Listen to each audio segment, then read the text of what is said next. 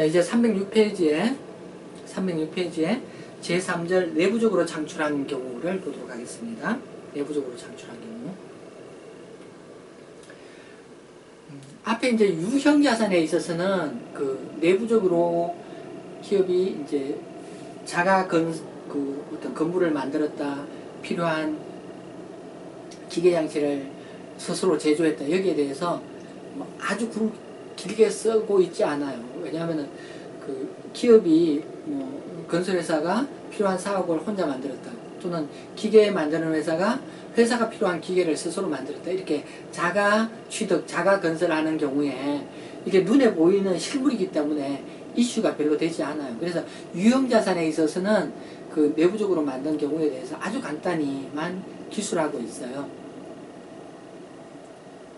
재료비, 농구비, 제조 간접 원가를 포함한 금액을 원가로 한다, 이렇게 아주 간단하게만 규정하고 있어요. 그러나 이 무형자산에 있어서는 기업이 무형자산을 취득했다, 스스로 무형자산을 만들었다 라고 하는 경우에 아주 큰 문제를 유발할 수 있어요. 아주 극단적으로 이야기하면 기업이 어떤 그 생산 공정에 많은 돈을 투입했는데 그 돈이 생산 공정에 들어가는 돈이 아니라, 제조 원가가 아니라 이게 무형자산 원가다 이렇게 주장하면서 우리는 무형자산을 만들었다 이렇게 주장하는 수가 있거든요. 그렇게 되면은 아주 곤란한 거죠. 그래서 회계 기준에서는 내부적으로 창출한 무형자산에 대해서는 굉장히 엄격한 규정을 제정하고, 그 규정에 다 부합했을 경우만 무형자산으로 인식해라 이렇게 규정하고 있어요. 그래서 기준서에 보면은 내부적으로 창출한 무형자산은 일단 무형자산의 단계를 구분해라 이렇게 되어 있어요. 그래서 연구 단계와 개발 단계 이렇게 구분해라 이렇게 되어 있어요. 이 용어는 멀리서 온 게 아니고요. 이 용어는 R&D라는 말이 있죠. 그래서 Research and Development 이라는 말이 있는데요. Research and Development 있죠. 그래서 우리 R&D라는 말을 했는데 왜? 연구, 개발이라는 말이죠. 그래서 거기서 그거하고 같은 의미고요. 그래서 내부적으로 창출한 그 무형자산과 관련해서는 연구 단계, 그 무형자산을 취득하는 단계를 연구 단계와 개발 단계로 구분해라 이런 이야기를 하고 있어요. 그럼 연구 단계가 뭐냐? 자, 뭔가 이렇게 만들어내기 위해서는 처음에는 좀 광범위한 범위의 조사가 이루어지죠. 그래서 어떤 거기에 대한 지식이나 기존의 연구나 그런 것들을 바탕으로 해서 어떤 대안들을 A안, B안, C안, D안 이렇게 여러 개의 안을 만들죠. 그래서 A안, B안, C안, D안 여러 개의 안이 있는 이런 상황. 그래서 대체안들을 그렇게 설정해 놓고 이렇게 연구를 시작하죠. 그래서 연구가 쭉 진행된다. 연구가 쭉 진행되면은 이제 그 포커스가 좀 좁아져요.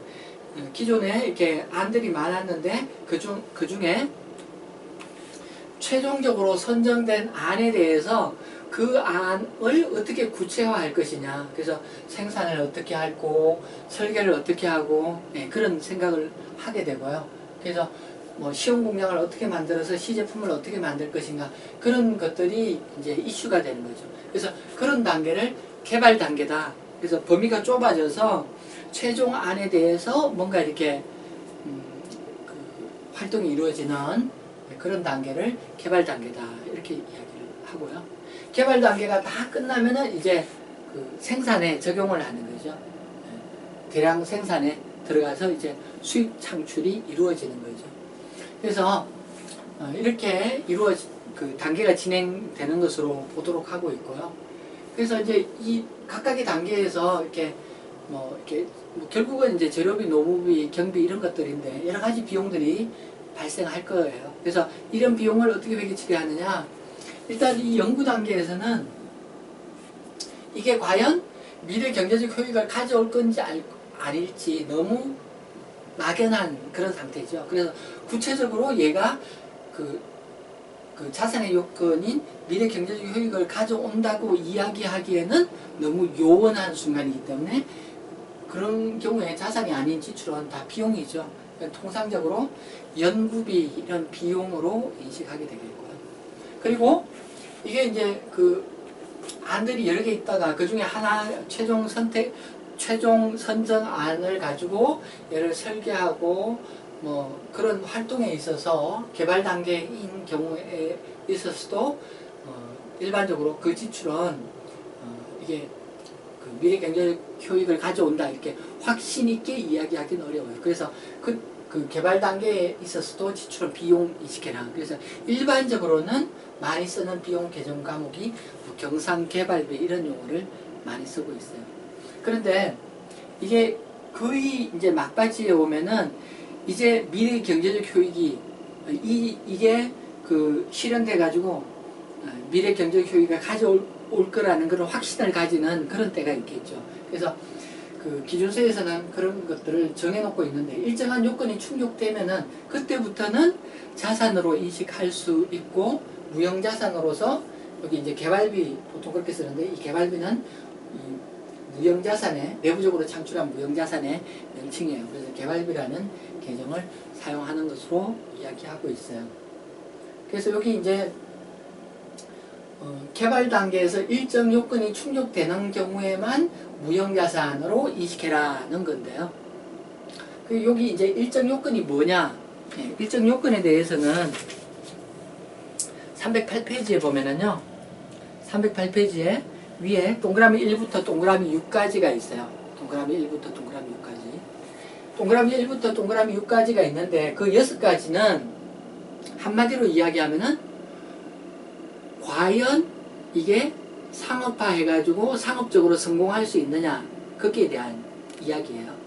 그래서 뭐 과연 회사가 이거를 상업적 성공을 이룰 때까지 끊임없이 돈을 투자해가지고 그때까지 투자를 할 수 있는 뭐 능력이 있느냐, 과연 이 연구하고 있는 개발하고 있는 이것과 관련해서 시장이 있어가지고 소비자들이 소비를 하고 그래서 회사는 수익을 창출할 수 있느냐.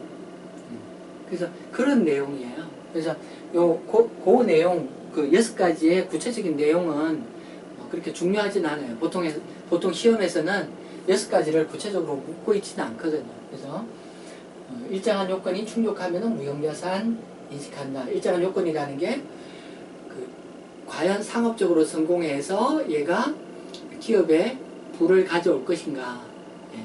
그래서 그렇게 되는 그러한 요건들을 충족하는 경우에 무형자산으로 인식한다. 이렇게 이야기를 하고 있어요. 그리고 이제 개발이 다 끝나면 이제 상업적 생산에 들어가는 거죠. 그럼 무형자산을 생각하게 되겠어요.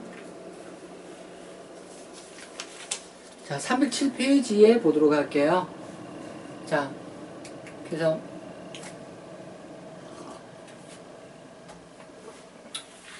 307페이지에 보면은 위쪽에 이제 연구 단계, 개발 단계 이렇게 구분하고 있는데요. 시험에 있어서 아주 핵심적인 포인트는 뭐냐 하면은 연구 단계와 개발 단계를 구분하는 게 시험에 있어서는 중요해요. 연구 단계와 개발 단계를 구분하는 게 시험에서는 중요해요. 그래서 이걸 구분할 수 있으면은 문제를 풀 수 있고, 구분 못하면은 시험을 푸는 게 불가능하고 이런 경우가 많아요. 그래서 앞에서 봤던 그 개념들을 다시 생각해 보면은 연구 단계는 어떤 지식이나 기존의 연구 이런 것들을 조사하고, 그리고 A안, B안, C안, D안 이런 대체안을 많이 이렇게 갖고 있는 그런 상황이죠. 그래서 이걸 이제 다 외우기는 힘들고, 이 워딩들을 보면 연구 단계에서는 뭐 그 지식이나 연구 이런 말들이 이렇게 등장하는 것을 볼 수가 있어요. 지식이나 연구 또는 A안, B안, C안, D안 이런 대체안 이런 말들이 등장하는 걸 볼 수가 있어요. 그래서 이런 상황들이 지금 연구 활동 단계다는 걸 이야기하는 거죠. 그리고 이제 개발 활동 단계가 되면은 기존에 여러 가지 안들이 있던 것 가운데 그 중에 한 개 안만 그 선정해가지고 그 최종적으로 선정된 그 하나의 안을 가지고 거기에 기반해서 뭐 설계를 하고 계획을 하고 그 다음에 상업적 소규모 공장을 만들어서 시제품을 조그맣게 만들어보고 그렇게 하는 거죠. 그래서 제가 말씀드린 그런 용어들이 등장해요. 그래서 예를 들어서 최종적으로 선정된 안과 관련해 가지고 뭐를 한다. 그리고 뭐 시험 공장을 만들었다. 소규모의 시험 공장을 만들었다. 그리고 뭐 시제품을 만들었다. 그래서 이런 것들이 개발 활동에 등장하는 것이다. 이렇게 이야기를 할 수 있겠어요. 자, 제가 말씀드린 이 구분 방법을 잘 기억하시는 게 시험에 도움이 되겠고요. 그 표 밑에 보면은 거기 워딩도 중요한데요. 거기 줄을 치도록 할게요. 내부 프로젝트를 연구 단계와 개발 단계로 구분할 수 없는 경우, 이 구분이 안 된다는 거죠. 그럴 경우 어떻게 하느냐? 그 프로젝트에서 발생한 지출은 모두 연구 단계에서 발생한 것으로 봅니다. 그래서 구분 못하는 지출이 있으면 걔는 연구 단계에서 지출한 걸로 봐라. 이런. 그래서 비용 처리한다. 그런 이야기 되겠어요. 308페이지를 보도록 할게요. 그래서 308페이지 아래쪽에 그래서 이 내부적으로 창출한 무형자산과 관련해서 원가를 구성하는 항목 뭐 주로 뭐 재료비, 농후비, 제조간접원가 뭐 이런 것들이겠죠. 예. 그래서 뭐 재료원가, 용료원가, 노무원가 말하는 거죠. 종업원가, 용료원가, 외부에 외주주 없다는 거죠. 그 다음에 이렇게 노무원가 이야기하는 거고, 기타 제조간접원가 이런 것들이 있을 거고요. 그 다음에 이 무형자산 취득을 위해서 사용된 특허권이 있으면은 또는 라이선스 이런 게 사용된 게 있으면 그 상각비도 무형자산 이 개발비의 원가에 포함한다.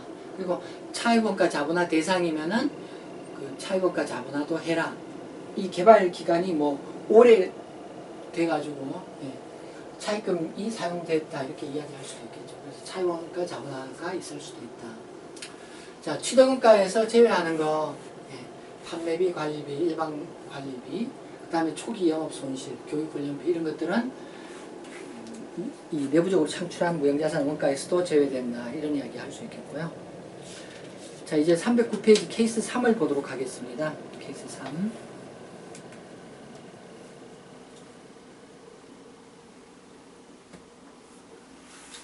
S전자는 여러 종류의 전자제품을 생산한다.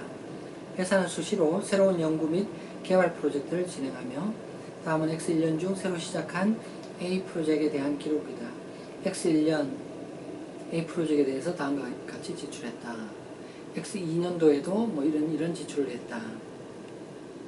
회사는 위와 관련된 무형자산을 5년간 정액법 상각하고 연도주 취득한 것은 1년치를 상각한다. 요구사항은 X1년, X2년 필요한 분계를 제시하시오. 단 연구개발 관련 특허 획득을 위한 지출을 무형자산으로 인식하는 경우에는 특허권 개정으로 인식한다. 자, 그래서 이 지출들을 어떻게 인식할 거냐. X1년 연구 뭐 어쩌고저쩌고 지출. 그럼 얘는 연구비죠. 연구비. 대체안 어쩌고저쩌고. 그래서 안을 여러 개 갖고 있어요. 얘도 연구비죠. 그래서 얘들 다 연구비라는 거죠. 비용이에요. 그래서 연구비 4천만원, 현금 4천만원 이런 개체가 있겠죠. 그 다음에 동그라미 2에 A 프로젝트의 개발 단계에서 1억 5천을 지출하였다. 이 가운데 8천만원은 무형자산으로 인식할 수 있는 요건이 확인된 후 지출되었다. 그럼 나머지 7천만원은 어떻다는 거예요? 무형자산으로 인식할 수 있는 요건이 확인되기 전 지출이라는 거죠. 그러면 7천만원은 어떻게 해줘야 돼요? 7천만원은 뭐 경상개발비 이런 비용 처리하면 되겠죠. 경상개발비 이런 비용. 얘도 비용. 그리고 8천만원은 지금 개발 단계에서 지출된 거라고 했기 때문에 그런 거죠. 그리고 그 8천만원은 그 무형자산 요건이 인식되는 그런 상황이라고 이야기해요. 얘는 자산 인식해야 되겠죠. 개발비라는 무형자산 인식해야 되겠죠. 개발비라는 무형자산. 개발비라고 쓸까요?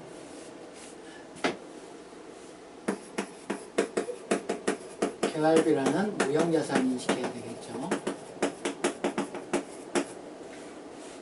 동그라미 3에는 X2년 중에 동 프로젝트는 완료하여 특허를 획득하였다. 특허권을 획득하기 위한 법률 수수료 등으로 1,500만 원을 지출했다. 근데 이 문제에서는 1,500만 원 특허권 획득을 위한 지출은 특허권 계정을 사용해라. 그래서 앞에서 지출된 거는 이제 자산 경우에 개발비라는 무형자산 인식하고, 그 다음에 여기 1,500만 원 법률적인 권리 획득하기 위한 거는 별도의 특허권이라는 무형자산 인식해라. 그리고 이제 여기 그 무형자산 인식한 것들은 삼각해 줘야 되겠죠. 삼각. 무형자산을 전부 다 5년간 정액법 삼각한다 이렇게 되어 있어요. 잔존가치 얼마인지 안 나와 있지만은 특별한 설명이 없으면 잔존가치 0으로 보면 되겠어요. 그래서 요 두 개를 얼마 드러내면 되겠어요. 각각 얘는 1,600만 원, 얘는 300만 원 이렇게 드러내고 각각 무형자산 삼각비로 인식하면 되겠죠.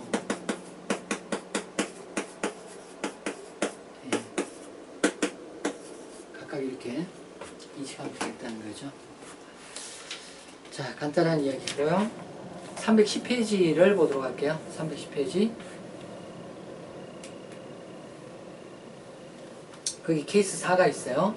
연구 및 개발활동 2에서 케이스 4가 있습니다. 다음은 S전자의 X1년 중 제품 R&D 관련 지출 자료의 일부이다. 이렇게 되어 있고요. 그래서 이 내용을 보면은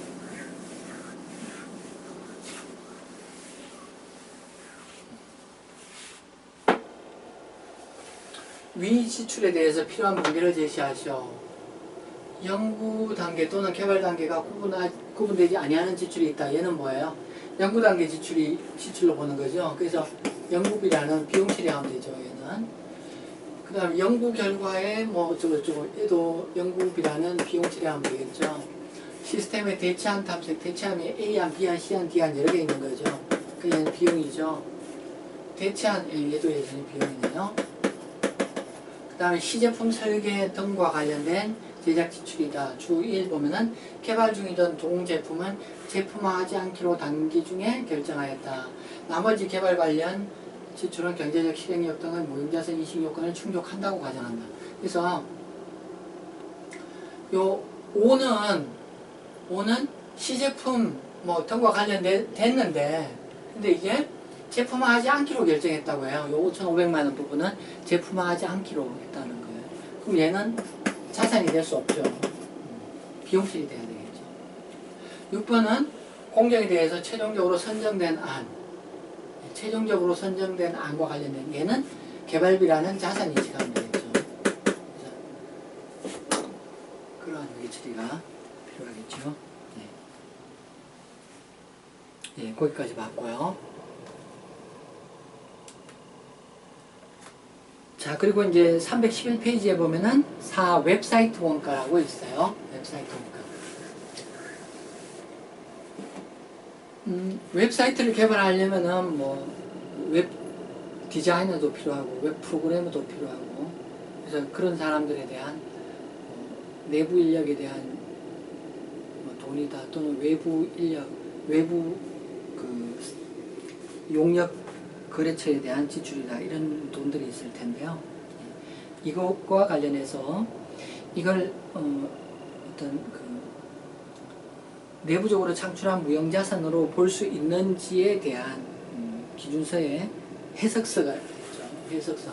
이자로 시작하는 거예요. 해석서죠. 그래서 해석서에 이것과 관련돼서 이걸 내부적으로 창출한 무형자산으로 볼 수 있느냐 다루고 있는데요. 그래서 무형자산 인식요건과 그 개발비 인식요건, 개발비 경제적 실행력과 관련된 6가지 요건이 있죠. 그래서 이런 것들을 충족한다?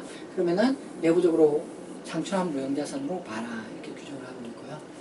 그런 목적이 아닌 뭐 광고 선전 목적, 광고 선전 목적 이런 것들은 그런 이유로 웹사이트가 개발됐다면 그거는 비용 처리해라. 지출한 돈을 비용 처리해라. 그렇게 이야기를 하고 있어요. 자, 거기까지 해서 제 3절을 봤습니다. 자, 311페이지에 보면은 제 4절 사업 결합으로 취득하는 무형자산이 있습니다. 자, 여기 이제 사업 결합, 예를 들어서 이제 A사가 B사를 흡수합병한다. A사가 B사를 흡수합병한다는 경우를 예시에서 설명하고 있어요. A사는 합병하게 되면은 B사가 갖고 있는 자산과 부채를 모두 취득하게 되죠. 그래서 여기에 있던 자산 부채가 이제 흡수합병을 하게 되면 A사의 자산 부채가 되고요. 그리고 A사는 합병 대가를 지불해야 됩니다. 합병 대가를 A사는 B사의 주주한테 대가를 지급하게 되죠. 그래서 합병 거래가 이렇게 이루어지는데요.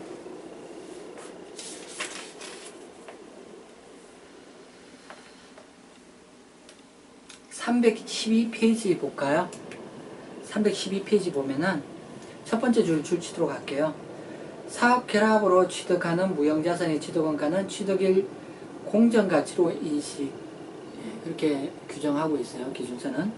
그 밑에 땡도 줄을 칠까요? 나중에 고급 회계에 합병을 배우면은 나오는 말인데, 사업결합기준서는 사업의 취득자는 취득자산과 부채를 취득일의 공정가치로 인식하도록 규정하고 있다. 그래서 A사가 B사를 취득한다고 했을 때 B사의 자산 부채를 A사가 취득하게 되는데, 여기 이제 A사 입장에 A사의 붕괴가 되는데, 그래서 A사가 어떻게 붕괴하느냐, 이제 B사의 자산 부채가 들어오기 때문에 이제 인수하는 자산 부채들을 이렇게 인식하게 되죠. 근데 여기 취득하게 되는 자산들, 무형자산을 포함해서 자산들은 공정가치로 인식해야 되겠어요. 그리고 인수하는 부채도 공정가치로 인수를 해야 되겠어요. 그렇게 해야 되고요. 그리고 이 피취득자의 연구개발 프로젝트라는 말이 있어요. 자, 사업 결합 전에 그 자산을 피취득자가 B사 이야기하는 거죠. 피취득자가 인식하였는지 여부에 관계없이 취득자 A사 이야기하는 거고, A사는 취득일에 B사의 무형자산을 영업권과 분리하여 인식한다. 따라서 피취득자가 진행하고 있는 연구개발 프로젝트가 무형자산의 정의를 충족한다면은 취득자가 영업권과 분리하여 별도의 자산으로 인식한다. B사가 진행하던 연구개발 프로젝트가 있어요. 근데 A사가 보니까 걔가 무형자산의 정의를 충족해요. 그러면은 그 B사가 진행하고 있던 무형자산 프로젝트를 A사는 취득하면서 자산으로 인식할 수 있다는 거예요. A사 입장에서 걔는 무형자산의 정의를 충족해 이렇게 판단했기 때문에 걔는 무형자산으로 인식할 수 있다는 거죠. 그래서 그거는 사업결합 전에 그 상대 회사가 걔를 무형자산으로 인식했는지와는 상관없어요. 순전히 A사 입장에서 그것을 판단하는 거예요. A사 입장에서 봐서 걔가 무형자산의 정의를 충족해?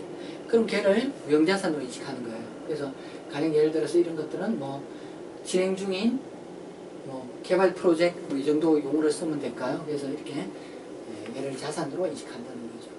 그래서 이렇게 하면은 자산들이 다 이렇게 공정가치로 오게 되고요. 그 다음에 부채도 인수하면서 다 공정가치로 평가한 금액을 인식하게 되겠어요. 그리고 일반적으로 이제 합병을 보면은 지불하는 대가가 크죠. 왜냐하면은 합병이라는 게 보통 이렇게 값어치 있는 회사를 사는 게 대부분이고, 값어치 없는 그런 회사를 사는 경우는 상식밖이죠. 그래서 값어치 있는 회사를 사기 때문에 일반적으로 많은 돈을 줘야 되고, 그러다 보면은 이렇게 차대 차이가 생겨요. 그래서 지불하는 대가가 더 많은 그런 경우가 대부분이죠. 그래서 비는 공간은 나머지를 다 영업권으로 한다. 이렇게 보시면 되겠어요. 그래서 보면은 영업권을 이 나머지에 다 잔액으로 하기 때문에 그 나머지 계정들 자산이다, 상대방이 인식한 무형자산이다. 상대방이 인식하지 못한 거지만 내가 보기에는 그게 무형자산의 정의를 충족하더라. 인수하는 부채다 이런 것들을 다 공정가치로 인식해라. 그래서 나머지 잔액은 영업권으로 인식하겠다. 그런 취지다. 고 이제 보시면 되겠죠. 312페이지 3 영업권 사업결합에서 취득자는 식별 가능한 순자산 공정가치를 초과하는 순자산이라는 게 여기 자산 기록한 것들 이렇게 쭉 있을 거고 그 다음에 부채 이렇게 있을 텐데 두 개의 차액이 순자산 공정가치 되겠죠. 그래서 식별 가능한 순자산 공정가치를 초과하는 취득대가는 영업권으로 인식한다. 그래서 나머지를 다 영업권으로 인식한다는 거예요. 그래서 왜 이 회사를 큰 돈을 주고 살 수밖에 없었는지가 다 이 영업권에 반영되는 거죠. 이 구체적인 내용은 따지지를 않아요. 영업권의 이유가 여러 가지 있을 수 있죠. 그 경영진이 뭐 훌륭하다, 그 연구 인력이 똑똑하다, 회사의 지리적 위치가 좋다, 뭐 소비자로부터 평판이 좋다, 역사가 오래됐고 뭐 사회적으로 뭐 좋은 활동을 많이 했다, 노사관계가 좋다, 뭐 여러 가지 이유가 있을 텐데 그걸 하나도 따지지 않고 다 어떤 이유든지 따지지 않고 이렇게 공정가치를 다 밝히고 나머지 금액을 영업권으로 인식한다. 네, 그렇게 보시면 되겠습니다. 자, 이제 313페이지 보도록 하겠습니다. 거기 고사업결합. 네, 그래서 합병에서 배울 내용인데 뭐 간단히 합병에서 배울 내용이지만 여기서는 간단히 보여주고 있어요. 그래서 X1년 기초 S전자는 M전자 주주에게 현금 120만원을 지급하고 N전자를 인수하였다. 취득 시점 M전자의 재무상태는 다음과 같다. 그래서 그 우리가 인수하는 회사에 여기 자산들 항목이 쭉 있어요. 여기 무형자산도 있네요. 그리고 그 상대방 회사가 장부에 인식하고 있는 금액이 있고요.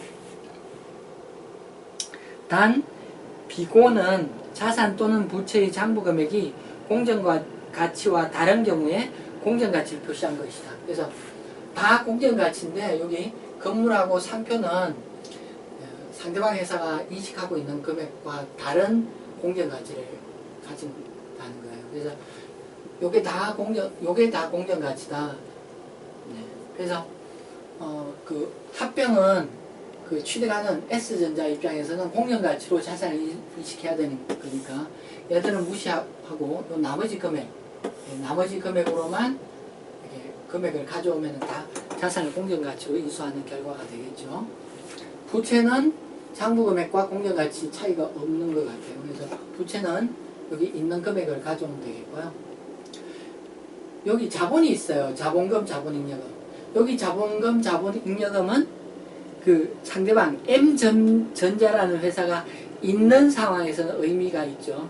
취득하는 S전자 입장에서는 아무런 의미가 없어요. 그래서 취득하는 입장에서 자산부채 이외에 자본이라는 이런 형식적인 항목들은 아무런 의미가 없기 때문에 애노회계처리 대상이 아니죠. 자, 그리고 M전자의 장부에 인식하지 아니하였으나 자산의 정의를 충족하며 식별 가능한 연구개발 프로젝트 공정가치가 20만원이다. 여기 회계처리를 이쪽에 차변이라고 하면 차변에 여기 연구개발 프로젝트를 프로젝트를 하나 인식해 줘야 되겠죠. 금액이 20만원. 그래서 이 20만원을 인식해 줘야 되겠고요. 돈을 얼마 지불했나요? 120만원 지불한다고 이야기하고 있어요. 그래서 현금이나 미지급금 120만원 이런 회계처리가 있을 거고요. 이렇게 하면은 오른쪽은 얼마예요?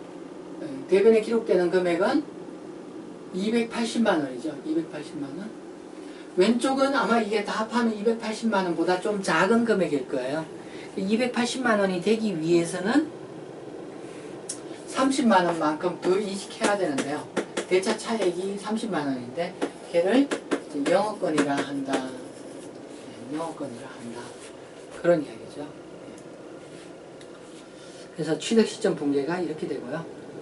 X1년 기말 상표권 상각 10년 정액법 상각 잔존과 지역 분계를 제시하죠.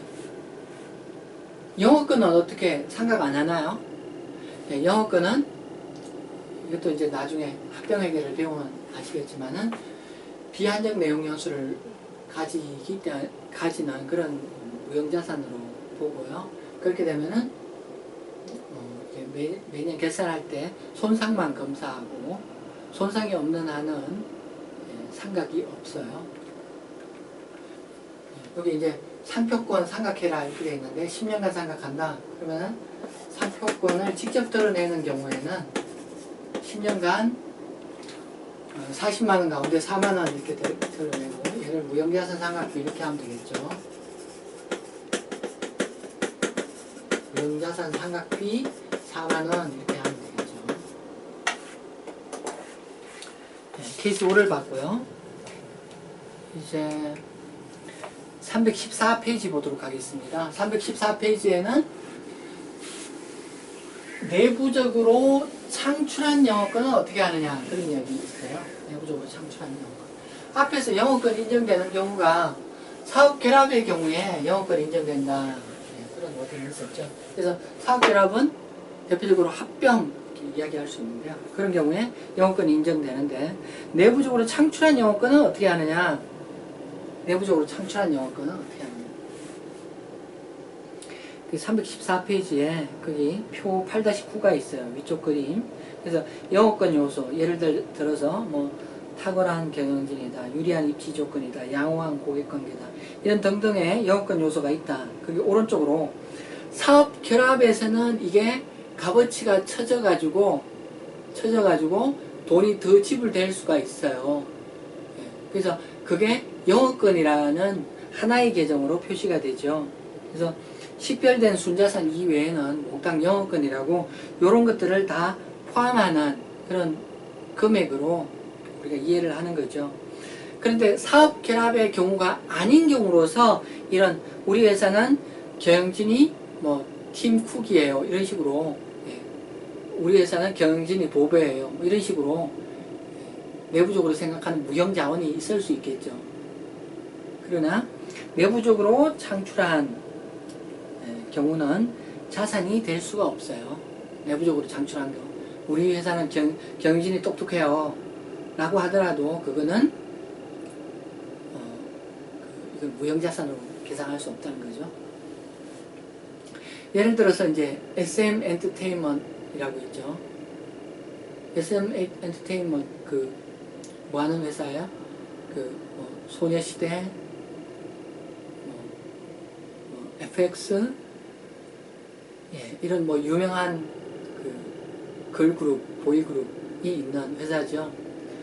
SM 엔터테인먼트에서 소녀시대를 무형자산으로 인식하고 싶어요. FX를 무형자산으로 인식하고 싶어요. 안 됩니다. 왜냐하면 내부적으로 창출한 그런 무형자산을 인식할 수 없어요. 그래서 내부적으로 창출한 이런 것들은 자산이 안 된다. 그래서 같은 논리로 브랜드, 제호, 출판 표제, 고객 목록 이런 것들을 내부적으로 만들었다 라고 하는 경우에 무형자산으로 인식할 수 없어요. 내부적으로 이런 것들을 만들었다고 하면은 무형자산으로 인식할 수 없어요.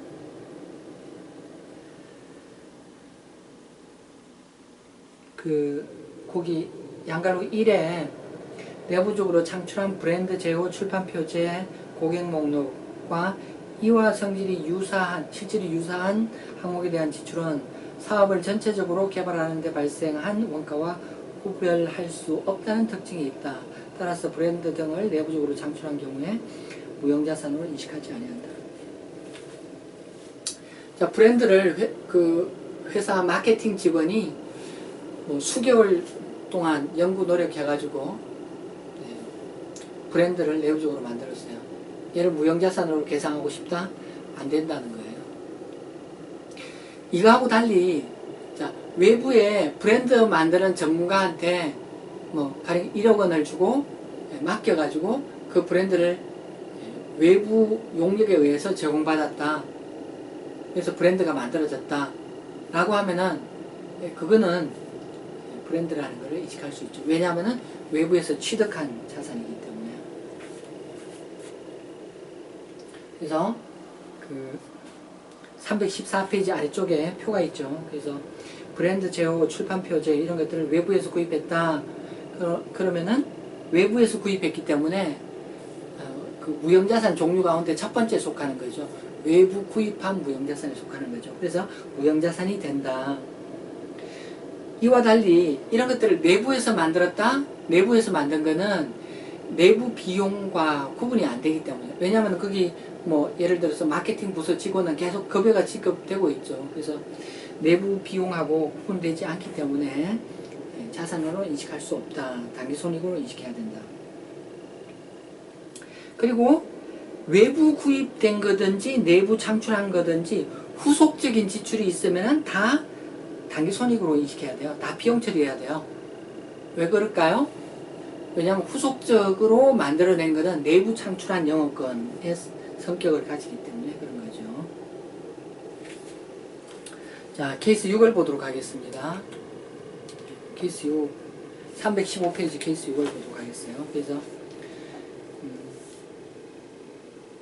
이게 무형자산이 될 수 있는가 없는가 그런 걸 묻고 있네요.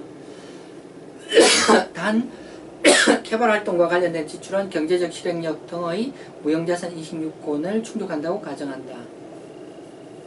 첫 번째, 외부에서 구입한 브랜드. 첫 번째 유형이죠. 외부에서 구입한 무형자산이 될 수 있는 거죠. 두 번째, 창업 단계에서 법적 실체를 설립하는데 발생한 법적 비용, 사무 비용 이런 것들, 회사 설립 단계의 지출은 무형자산이 아닌 거죠. 세 번째, 유명 브랜드 회사와 체결한 프랜차이즈 계약. 그래서 프랜차이즈라는 무형자산을 인식하면 되겠고요. 네 번째, 특허권을 법률 등록하는 과정에서 발생한 수수료 지출액. 이거 특허권이라고 인식하는 거죠.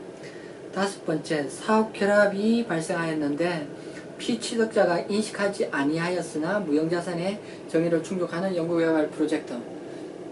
그 사업 결합 단계에서 자산으로 인식하는 거죠.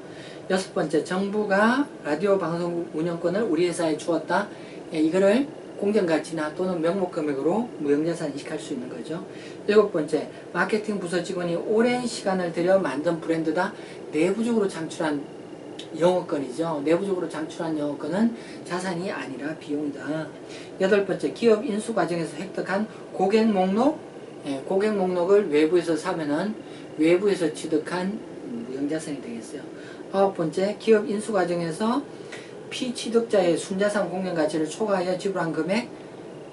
이거는 세 번째 유형의 무형자산이죠. 그래서 사업 결합 과정에서 취득한 영업권이 되겠죠. 열 번째, 웹사이트 원가. 웹사이트 원가는 광고 목적이다. 웹사이트를 광고 목적으로 만들면 걔는 비용 처리해야 된다는 거죠. 자, 여기까지 해서 제8절 무형자산을 마치도록 하겠습니다.